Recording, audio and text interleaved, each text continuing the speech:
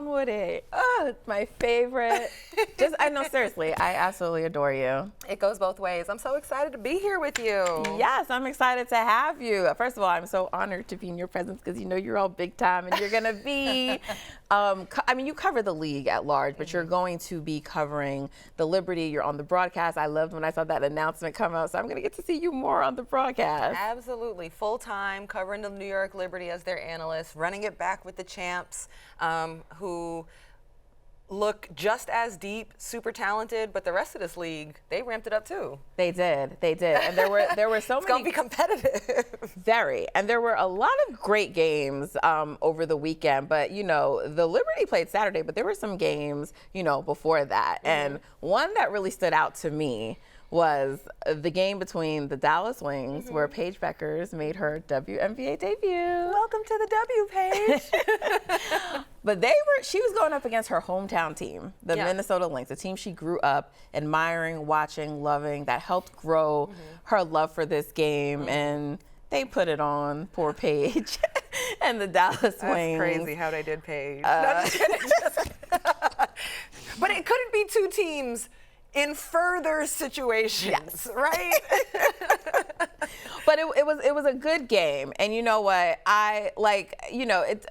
Let's start with Paige before we get into the Lynx, okay, because I want to talk about them. But let's start with Paige, because what did you make of her in her WNBA debut? I thought she had a good debut. It wasn't like fireworks. It wasn't bad. It was a good debut, and what I'd expect from a #1 draft pick, top talented rookie.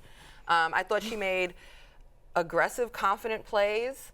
She has great instincts and IQ for the game. She made opportunistic plays. Her first bucket is on a putback off the offensive rebound. She utilized her size. She was able to post up. She took a jump, pulled up in your face if the defense was off of her. There was a pass that she had that was very impressive to me. I'm blanking now, of course, on who it was to, but it was impressive because the window was so small. And coming from college to the pros, and this is something I think Sue Bird actually told me, she was like, one of the differences is just the passing is such an adjustment for guards in this league, because the gaps are so much smaller and the players are so much faster. And so passes that you think are there are suddenly not. And I thought Paige had that. I think it's going to, this whole situation with the Wings is going to take time. They're figuring out their rotations. They've got Maddie Segrist coming off the bench. They had Tierra McCowan come off the bench, who in 5 minutes had 4 fouls and seemed frustrated after the game. Yes, she left the court early. Yeah, so I look at a team that's like, has new players, young players, new staff, new system. They are like literally, they need more reps. And you look on the other side for the Lynx, you got a team that went to Game 5 of the finals and doubled down on everyone they had, and they look like a team that's picking up with a lot of continuity. These two teams couldn't be more far apart. Exactly right. And what do you think? It's going to take them time, but we know there's a long enough season that they can build some chemistry. What do you think is their potential ceiling this year? Can they be a playoff team? I think it would be hard. I don't see them competing at the top. But it also depends on what Arike is able to do. It depends on what you can get out of Dejanay, who I also thought had opportunistic scoring. We know she can lock up, but I thought she did a nice job of spacing out, running her lane, making plays that were there or her teammates created for her. Just from pretty much there's a lot of players that still have more development to do, and you don't always know what you're going to get game for game from them yet. And that'll be established over the course of the season. Players who are now thrust into roles of you're our go-to, and they've never been that, or they've never proven that they're that. Right. The only player that I know for a fact who they are and what they're going to give you every game is Arike. Right. And Maisha Hines-Allen, right? But even that is an undersized post making the most of what she can do. This is not, Right.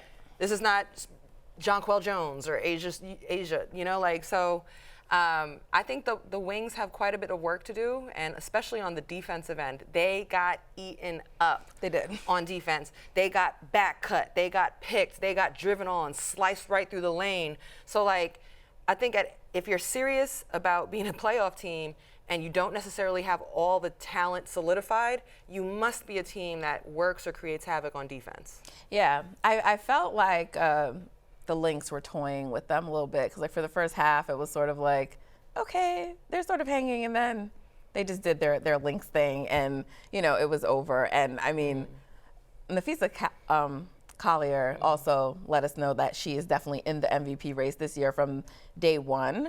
But I love the two-woman game between her and Courtney Williams. It was just beautiful to watch. They both had an amazing game because they were down. They did not have Alana Smith. They were all there. Kayla McBride still hasn't played yet for the season, and so Jess Shepard, like I am been very impressed with what I've seen from her so far. I thought Diamond Miller looked great. Yeah, she did. And so I'm like, they look like this, and Kayla McBride didn't step on the court yet. Alana Smith wasn't there. I feel like they also picked up right where they left off as well, as the runner-ups. And like Fee said, yeah, she was a sore loser because I'm sore about losing. Yeah, I thought that was such a bar. It was a bar. I loved it. Fee's in her villain story arc right now. Yeah. Like Fee is tired of the shenanigans. She's demanding her respect, which she often gets slighted for. Anytime I see somebody like not properly promoting Fee, I'm like, you're not serious. No, I agree. You're not. She's not on the promotional graphic. Unserious. And coming off the Unrivaled season that she had, I'm expecting a big year for Fee. But I just looked at Minnesota and I thought, yeah. Wow. So your first point, I couldn't agree with more. The connection between Courtney Williams and Fee was incredible. In particular, Court had 19 assists and 0 turnovers over the first two games. Yes. Over the first 2 games. So she looked like somebody who spent her offseason playing with her teammate Fee. I mean, they're on the same team on Unrivaled. Well, interestingly, too, she told me last year, because I asked her, like, how does she feel to be a full-fledged point guard now? Because Courtney didn't play the one her entire career. And she said, yeah, I'm still learning and da-da-da. But she said, next year, that's going to be the year. And I feel like she's showing us. She really understood when to pick her spots. Am I creating for a teammate? Am I hitting them with my deadly lethal mid-range jumper? She also hit that 3. She can get to the rim. Really impressed with what she created for everyone else. And then to come to Fee, I've talked at length about the beauty of the game of Fee. It's a very different type of dominating style than some other players who are also excellent. Like, Fee's beauty is in the way she's moving without the ball. As soon as Fee gives up the ball, defender, your job has just begun. Do not go to sleep. It is after she passes or after she sets a screen that she is now in motion. And she makes every right read. And wherever you go, she's either going to pop out and shoot it or cut in front of you or catch it on a move and go. Her skill and IQ, it's really very delightful, beautiful basketball to watch, and her in space. And so, like, it starts there, and then all those other players, too. Last year they squeezed a lot out of Alana Smith and Courtney Williams and Bridget Carlton. Yes. This year, is Coach Reeve about to squeeze a lot out of Jessica Shepard, Diamond Miller? Both of them. Miller was injured and fell out the lineup last season. Shepard didn't play last season. Right. So now you got this influx of that talent. I'm tripping. I forgot Kayla wasn't even at the game. That's nuts. Like, she hasn't come because she's in a rest period right now after all the ball she played. Yes. I was worried that the Lynx doubled down on what they had. They didn't change much. And they hadn't done enough. They hadn't done enough. I'll admit that. I mean, it's only 2 games. It's it only 2 is, games. But from what I have seen in these 2 games, I'm like, it might be enough.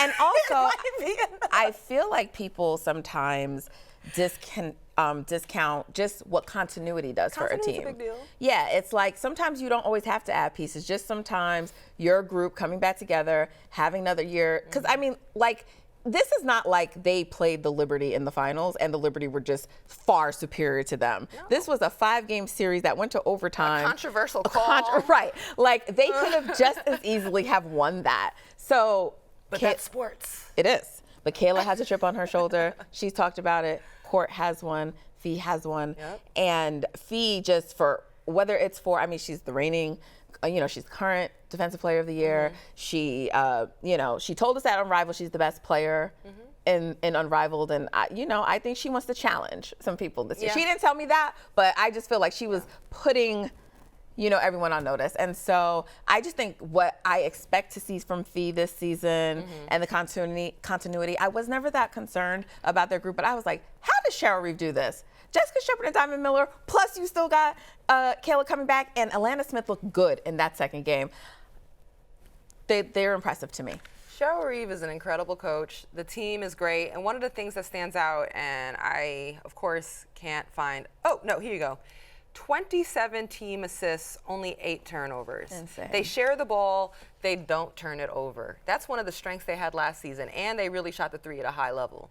And they defend. These are all recipes to be a great basketball team.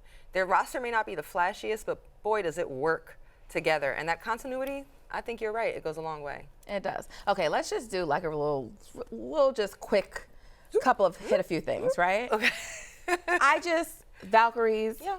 they played their home opener, also their season opener. Big deal. Chase was full. It was packed. And it looked beautiful in there. And even though Kelsey Plum decided to spoil it, look, Julie Van Lowe tried to give her a little run for her money because she was hitting some threes that were way deep. But it was a fun game. They gave their crowd something to cheer for. And just overall, what did you make of that? I worked with the Warriors organization for years as their sideline reporter. I'm very familiar with the franchise leaders there. It's going to be an A1 operation, and up until this point, every single part of this rollout has been A1. No surprise that the sidelines are star-studded, that 18,000 people plus pulled up in that arena. And look, this team, they don't have the roster that matches the Liberty or the Lynx that we're just talking about, right? But these are players that are going to be competitive. I often have Mo Billings on the show that I do, and she speaks about focal points of identity for the Valkyries, and this is what Coach Nakase has been telling them. They're going to be hard workers. They're going to be fast. They're going to work for one another. Like, they've got to be just a team that, like, grits and grinds together. Yeah. Tiffany Hayes, they're going to lean on her, and she had a lot of usage in that first game. But, look, I loved the color lavender, the black of the floor, the wood. It looked beautiful.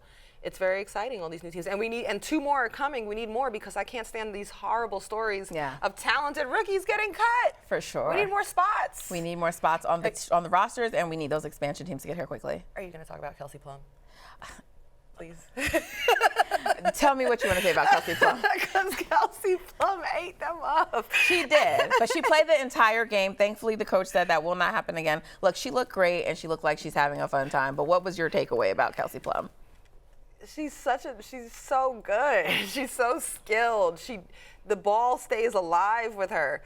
I'm bigger than Kelsey Plum, height-wise. Yeah. She might be bigger, but like the way she gets into the lane, the English and touch, and the way she can finish in traffic around the rim.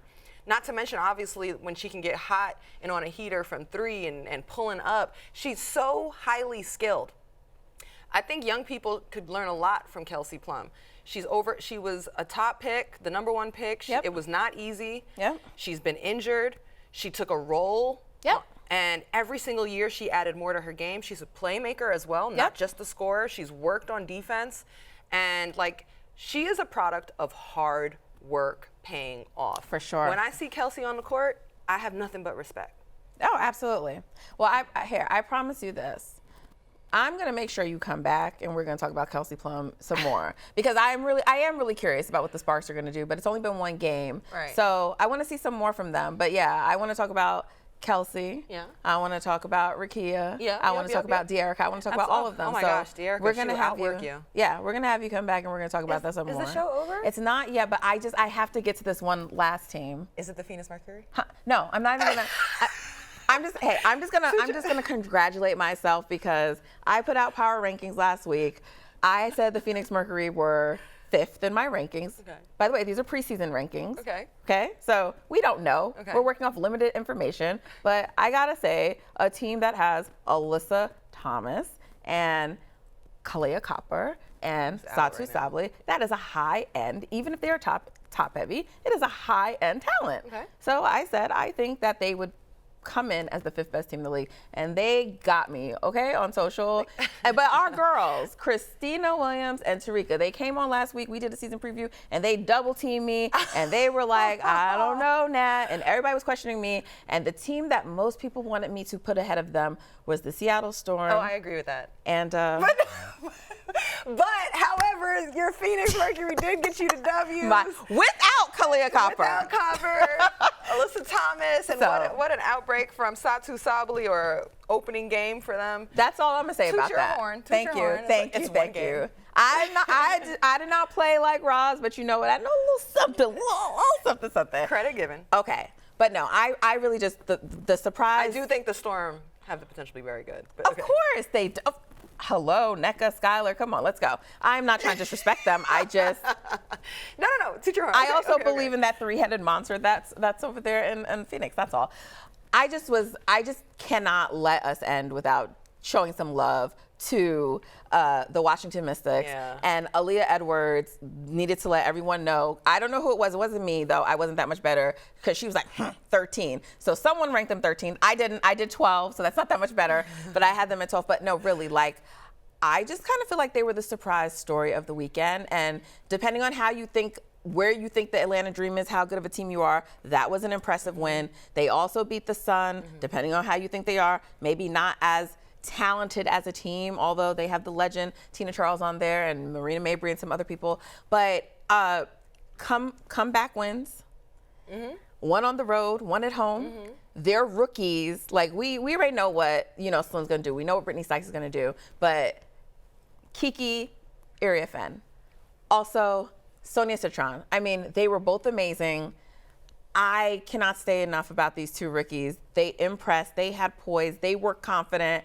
And this week I moved them up. They're number 6 in my power rankings. Wow. Wait, they were 12-6? Yes. People making crazy jumps after a weekend. I mean, it's only, we have a little sample size, but Absolutely. based on that little sample size, they've outplayed I think teams. they have, of the opening weekend of WNBA play, the Mystics have been the belle of the ball. They've been the surprise of the opening weekend.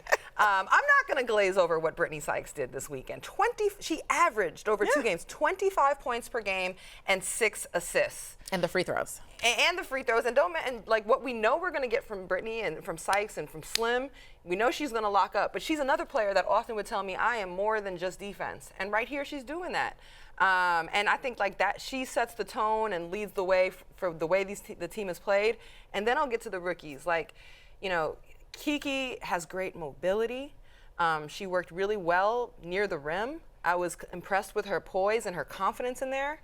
And Sonia Citron just makes nice basketball plays. She's going to run her lane. She's going to make the right read off the screen and flare out and shoot the 3. She's going to go in for an offensive rebound. She's going to make the extra pass. She can stretch with her 3-point shot. What I'm impressed most from Sonia Citron is, let me see her efficiency. She was hyper efficient. Yeah. Shooting 64% from the field over 2 games. Yeah. That's impressive for a rookie. It's not for me that she had 19 points. To me, it's how she got there. Yeah. And none of them plays was hard. They were just all good, smart reads. Yeah. Listen, I'm actually looking forward to watching this team over the season. I think they're going to be a fun team. And this was a fun convo. Yeah. Roz, thank you. What would I do without you? Thank you so much. You're going to come back, right? Oh, yes, please, if you'll have me back. All right, guys. The opening weekend of the WNBA season was great. If you missed out, go back, watch it on League Pass. You should have it. And tune in, tap into the season. We're in for some great basketball.